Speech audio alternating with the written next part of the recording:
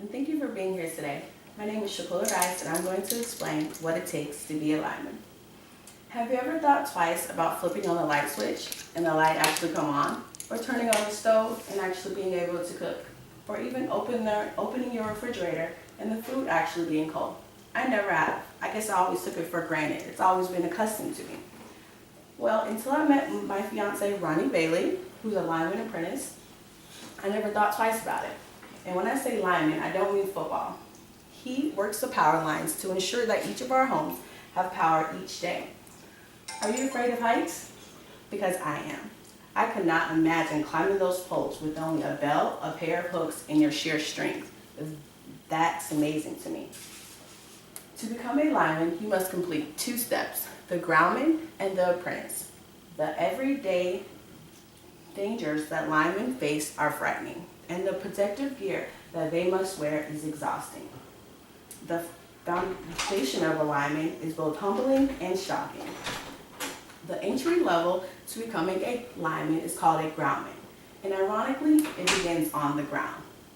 You must load, assemble, and learn all materials, assist in job construction, learn how to climb those poles, and work with de-energized conductors. You must also obtain a Class A commercial driver's license, and you must pass a test to become an apprentice, which is the next step. Apprentice. It's more hands-on. Your main job is to assist the lineman on the job site, work with energized conductors, and learn all skills needed to become a lineman. You also must pass a test, a hands-on and written test. The next step is the lineman. This is the most dangerous and you have the most responsibility. The lineman's main job is to construct and maintain electricity to our homes. When you become a lineman, you will have 32 credits towards an engineering degree. Many lives have been lost due to electricity. CNN ranks line work one of the top 10 most dangerous jobs in 2006. In 2006, it's sad to say, 32 men lost their lives on the job.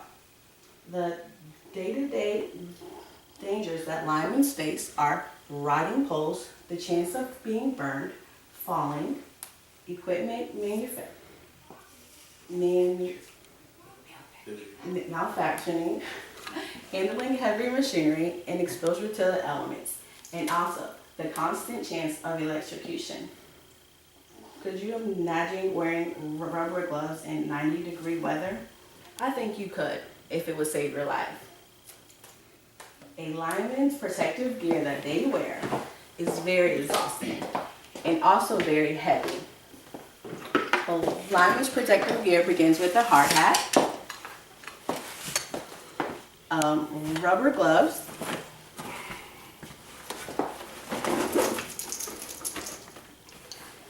flame retardant shirt,